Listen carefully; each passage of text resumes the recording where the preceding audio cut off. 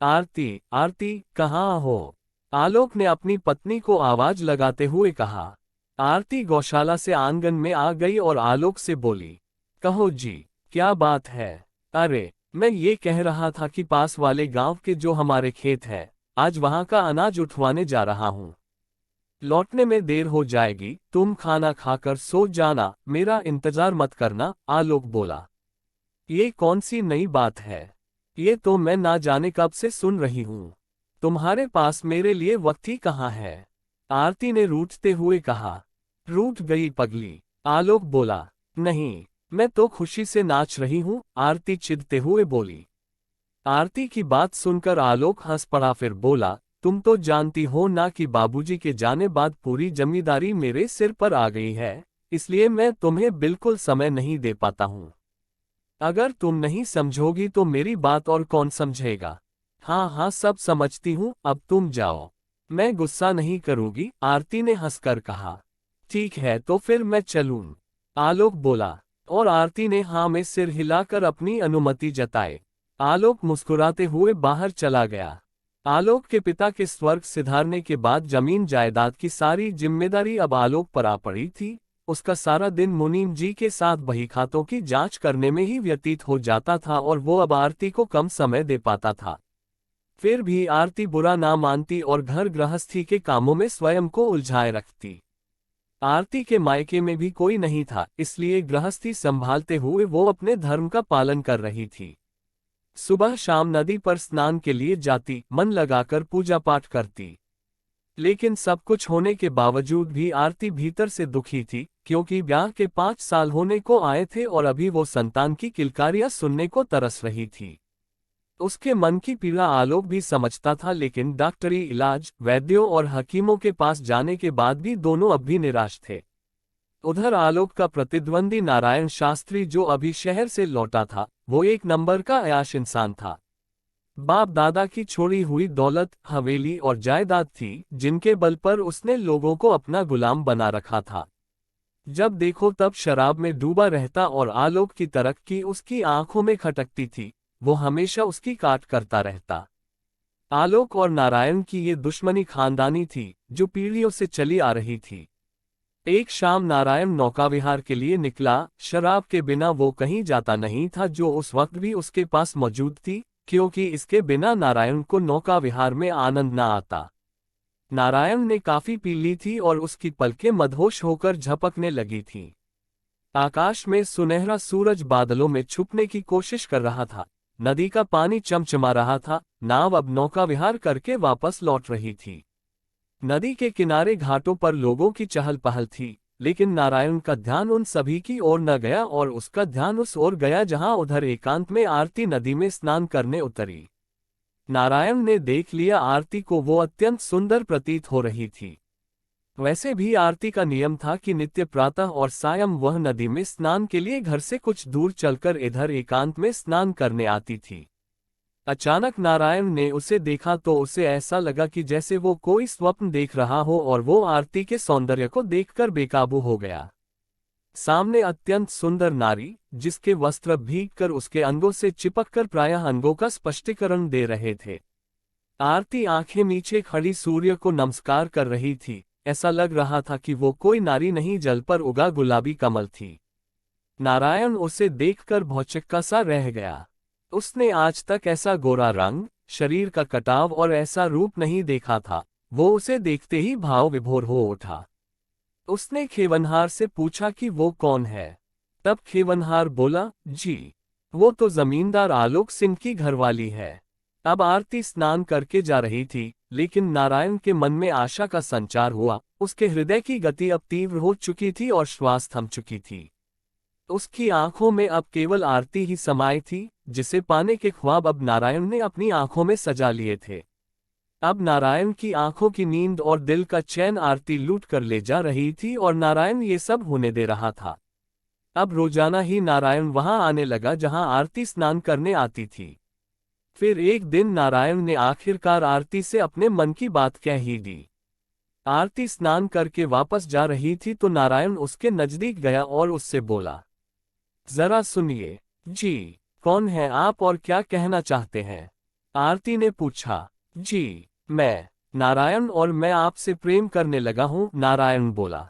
नारायण ने इतना कहा तो अब आरती के लिए असहनीय था और उसने एक जोर का झापड़ नारायण के गाल पर धरते हुए कहा, लाज नहीं आती तुम्हें? उम्र में मुझसे छोटे होकर ऐसी बातें करते हो। मैं किसी की सुहागिन हूं, कोई बाजारू औरत नहीं। खबरदार, जो आज के बाद मेरा रास्ता रोका तो मुझसे बुरा कोई ना होगा। इतनी बेरहम मत बनिए, कुछ तो ख्याल कीजिए मेरी भावनाओं का। अगर आपने मेरा प्रेम स्वीकार नहीं किया तो मैं सच कहता हूं मर जाऊंगा, नारायण बोला। अपनी बकवास बंद करो और जाकर किसी अच्छी लड़की से ब्याह करके उससे प्यार करो, मेरा पीछा छोड़ो, आरती बोली।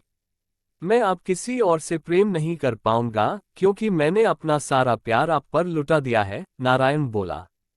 फिर से वही बकवास, आरती बोली।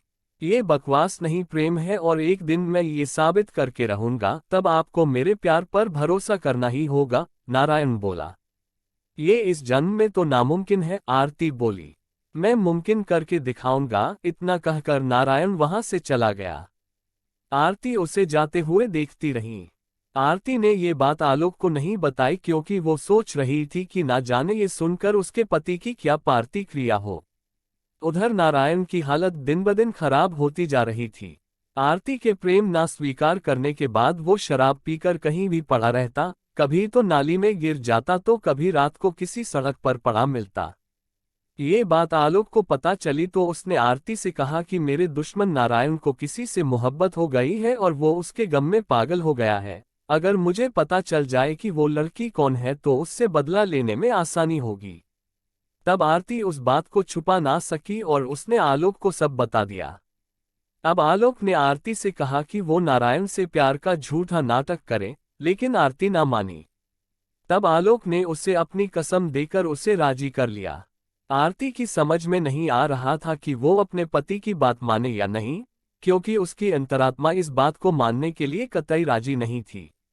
वो मन ही मन सोच रही थी कि कैसे कोई पति अपनी पत्नी से परपुरुष से प्रेम का अभिनय करने को कह सकता है। उसे अपने प्रश्नों के उत्तर नहीं मिल रहे थे और वो सोच रही थी कि वो अपने प्रश्नों के उत्तर किससे जाकर पूछे। आलोक ने तो मन में ठान ही लिया था नारायण शास्त्री को नीचा दिखाने का। इसके लिए किसी भी सीमा को लांघने को तैयार था। उसने आरती से अपनी कसम देने के अलावा ये भी कहा कि मैंने आज तक तुमसे कभी कुछ नहीं मांगा। हमारी वंश बेल को भी बढ़ाने वाला भी अभी तक ना आया, लेकिन मैंने तब भी तुमसे कभी कोई शिकायत नहीं। क्या औरों के घर की किलकारियां सुनकर मेरा भी जी नहीं करता कि मेरे घर में किलकारी गूंजे। मैं तुमसे प्यार करता हूं, इसलिए तुम्हें दुख देने के लिए कभी कुछ नहीं कहता। तुम्हारी खुशी में ही अपनी खुशी समझता हूं, तो क्या तुम मेरी खुशी के लिए मेरी ये बात नहीं मान सकती?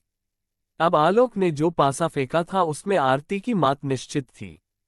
उसने आज युधिष्ठिर का रूप धरकर आरती को दांव पर लगा दिया था, ये परवाह किए बिना कि वो नारायण दुशासन से भी बदतर है, और अगर आरती फंस गई तो उसकी लाज बचाने यहाँ कान्हा भी नहीं आने वाले।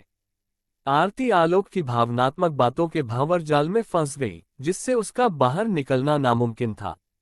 पहले तो आरती कुछ सोच नहीं पा रही थी, लेकिन अब उसके डर और संकोच दोनों ही लुप्त थे, क्योंकि जब सुहाग ही अपनी सुहागन का बलिदान देना चाहे तो फिर कुछ शेष बचा ही नहीं था। आखिरकार आरती ने नारायण श्याम का प्रेम स्वीकार कर लिया। दोनों तरफ से पत्रों का लेन देन। ये पत्र आरती आलोक को पढ़वाती, फिर आलोक अपनी योजना की सफलता पर मंद मंद मुस्काता। धीरे धीरे दोनों ओर से कई कई पत्र प्रश्न और उत्तर के रूप में हाथों में बदलने लगे। फिर भी आग कोयले में ढकी रही, धुआं ना उठा। अगर धुआं उठता तो जमाने को खबर लग जाती। आरती का स्नान नदी के घाट पर सुबह शाम अधिक देर तक होने लगा।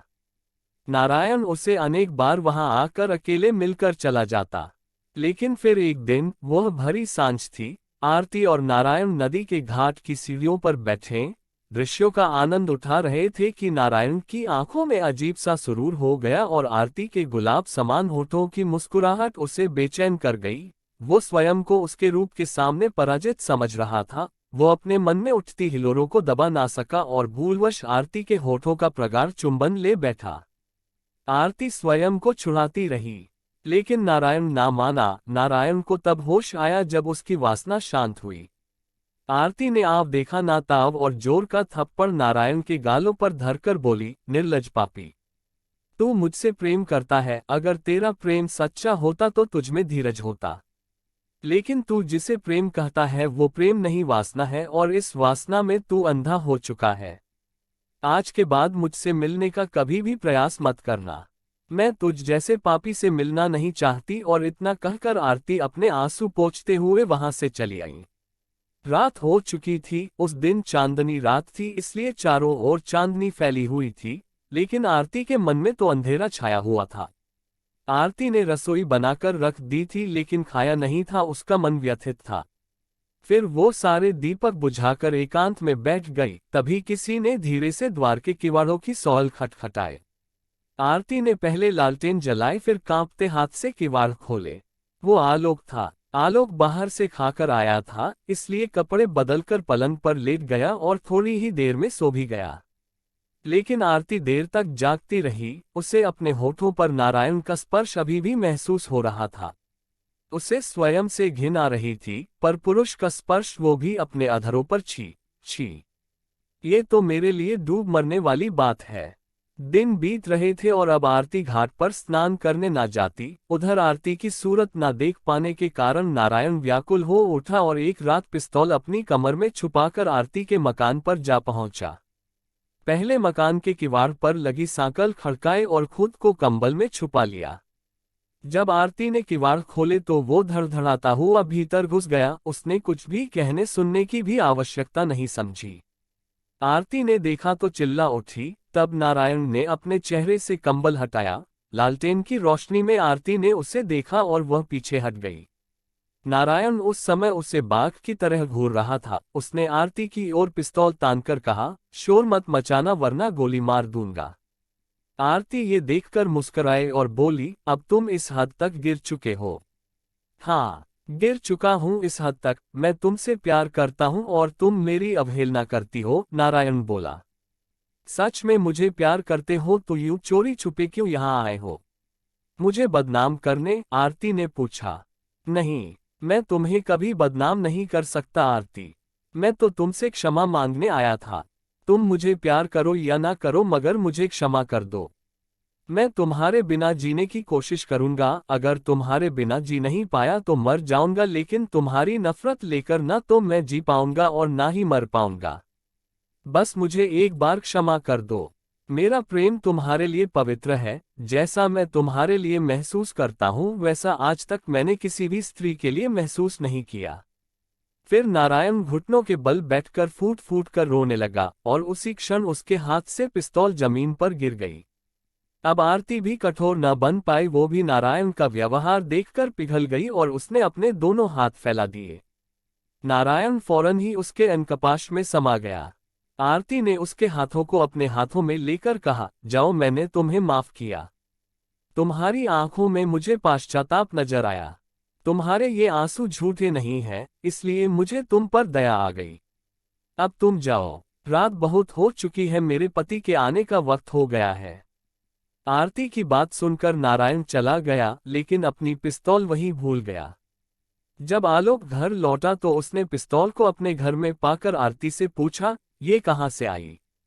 फिर आरती ने आलोक से कहा कि नारायण मुझसे माफी मांगने आया था और वादा करके गया है कि वो मुझसे फिर कभी नहीं मिलेगा, और अपनी पिस्तौल भी यही भूल गया।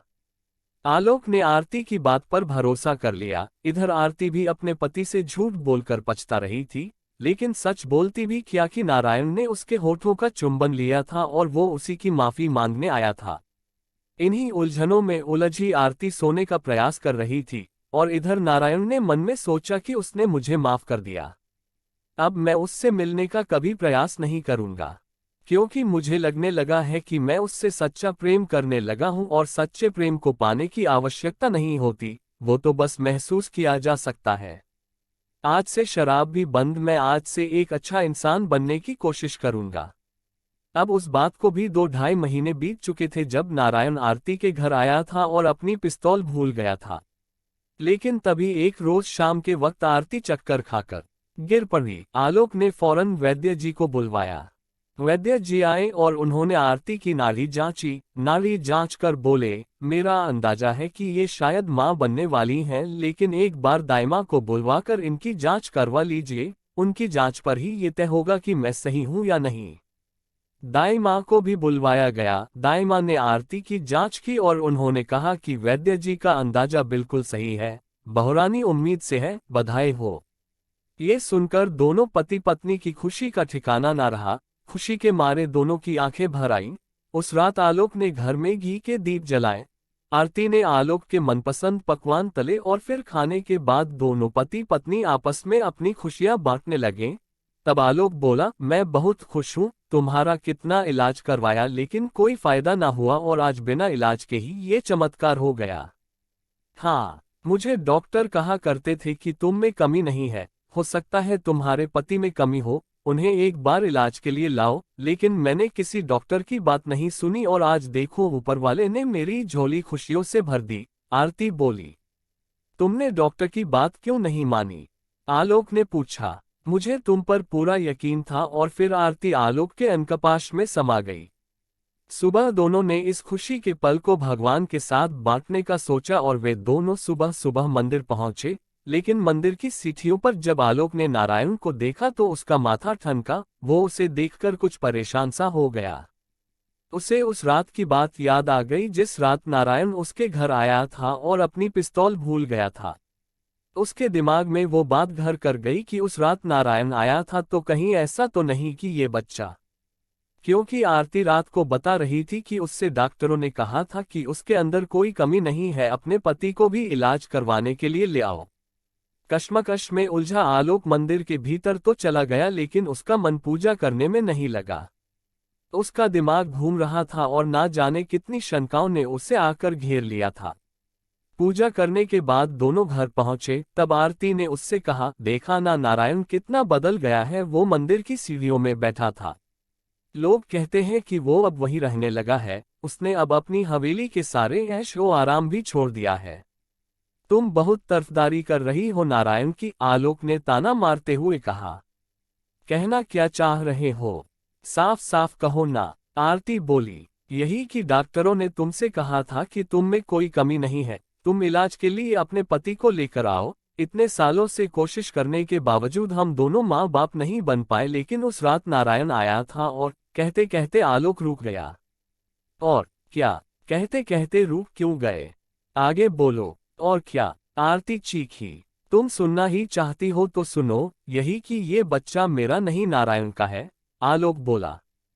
क्या कहा तुमने? ये बच्चा तुम्हारा नहीं है, नारायण का है। ये कहते तुम्हें तनिक भी लज्जा नहीं आई।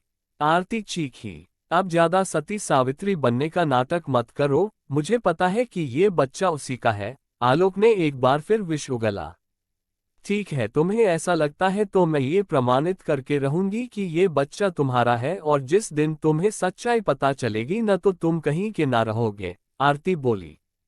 फिर आलोक कुछ नहीं बोला और बाहर चला गया। आरती भी दीवार की टेक लगाकर रोती रही। आधी रात हो चली थी तब आलोक घर लौटा। किवाड़ खोलकर वो भीतर गया, लेकिन आरती घर पर नहीं थी। उसने पूरा घर छान मारा लेकिन उसे आरती कहीं ना मिली। एकाएक लालटेन की रोशनी में उसकी नजर उसके पुराने लोहे के संदूक पर गई जिसमें वो अपना जरूरी सामान रखता था। उसने देखा कि वो खुला पड़ा था। ये देखकर वो एक पल को सन रह गया क्योंकि उसकी चाबी तो आरती के पास ही रहती थी। एकाएक आलोक को कुछ ध्यान आया और वो उसमें उसे ढूंढने लगा।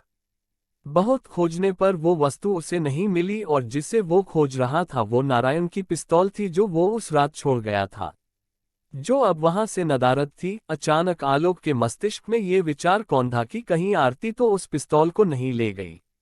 ऐसा तो नहीं वो मुझसे रूठकर कुछ ऐसा वैसा कर दे। बुरे ख्यालों ने आलोक को घेर लिया।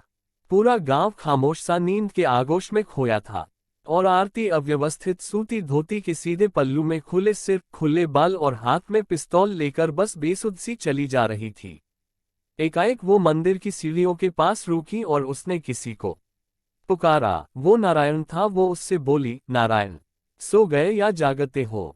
नारायण ने अपने चेहरे से चादर हटाते हुए और आंखें मिचमिचाते हुए कहा, कौन? आरती है क्या? इतनी रात को तुम यहाँ क्या कर रही हो? कुछ प्रमाणित करने आई थी, आरती बोली। क्या? नारायण ने पूछा। फिर आरती ने पिस्तौल नारायण की ओर तानते हुए उसके सीने में 2 गोलियां चला दी। नारायण सीढ़ियों पर अचेत होकर गिर पड़ा। फिर आरती ने जरा भी देर ना करते हुए अपने माथे पर पिस्तौल रखकर गोली चला ली, वो भी यूं ही अचेत होकर गिर पड़ी। गोलियों की आवाज सुनकर कुछ ही देर में वहां भीड़ इकट्ठी हो गई। जब तक आलोक वहां पहुंचा तो बहुत देर हो चुकी थी। आलोक की बेपनाह नफरत ने आज आरती को ऐसा करने पर मजबूर कर दिया था। दोस्तों, कहानी सुनाने के बाद मैं आपको सब्सक्राइब और लाइक करने को नहीं कहूंगा। हाँ, कहानी सुनने के बाद आपको कुछ अच्छी जानकारी मिल जाए या मन थोड़ा बहल जाएगा तो आप खुद ही सब्सक्राइब और लाइक करेंगे। खैर, कहानी राज की तरफ से कहानी को पूरी पढ़ने के लिए आपको बहुत बहुत धन्यवाद।